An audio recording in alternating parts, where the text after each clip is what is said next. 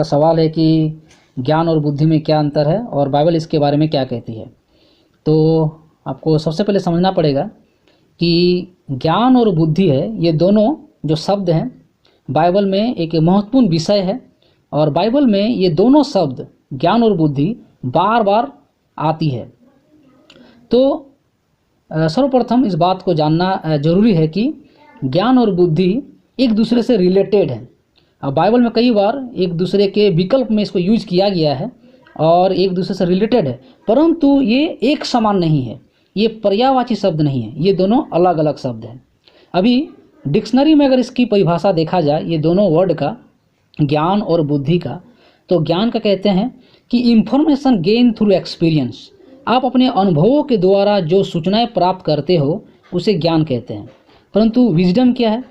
Wisdom का परिभाषा यह है द एबिलिटी टू डिसर्न और जज व्हाट इज ट्रू और राइट और लास्टिंग, मतलब कि सही और गलत के बीच में जो डिसर्न करने की जो योग्यता है, हाँ, सही और गलत के बीच में जो परख करने की जो योग्यता है कि क्या सही है क्या गलत है, उसे विजडम कहते हैं।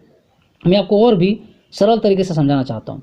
ज्ञान मतलब जो अनुभवों से कई सारी इंफॉर्मेशन को आप जो गेन करते हैं, प्राप्त करते हैं, उसे ज्ञान कहते हैं। परंतु इन अनुभवों को और इन ज्ञानों को जब आप अपने जीवन में लागू करते हैं, अपने जीवन में अप्लाई करते हैं, इसे बुद्धि कहा जाता है। अभी मैं एक उदाहरण देकर के आपको समझाना चाहता हूँ।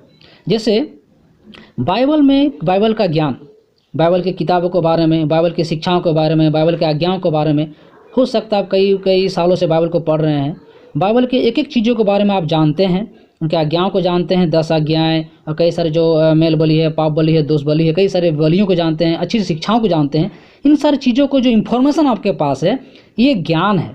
परंतु जब इन्हीं ज्ञानों को जब आप अपने जीवन में लागू करते हैं, परमेश्वर की आज्ञाओं को मानते हैं, अप्लाई करते हैं, तब इन्हें बुद्धि कहा जाता है।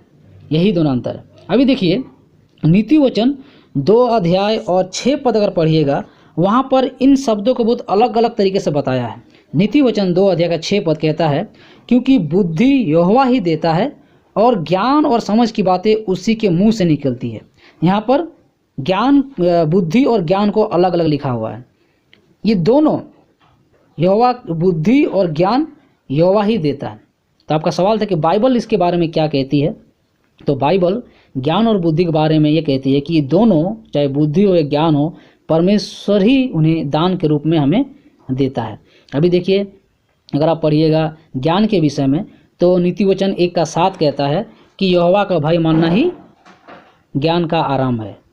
यहोवा का भय मानना ही ज्ञान का आरंभ है। तो वहाँ पर ज्ञान का बात लिखा हुआ है। लेकिन अगर आप याकूब का पत्री 1 अध्याय 5 पद पढ़िएगा, तो वहाँ पर लिखा हुआ है कि यदि किसी को बुद्धि की घटी हो तो वो परमेश्वर से मांगे और परमेश्वर उन्हें बिना उल्हना दिए उसे बुद्धि देता है।